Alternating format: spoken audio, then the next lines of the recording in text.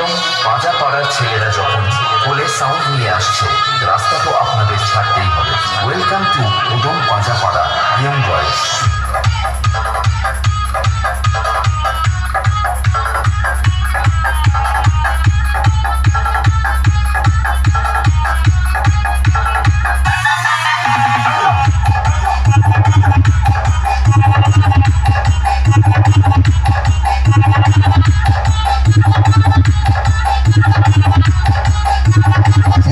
পাজা পাড়ার ছেলেরা যখন কোলে সাউন্ড নিয়ে আসছে, রাস্তা তো আপনাদের ছাড়তেই হবে।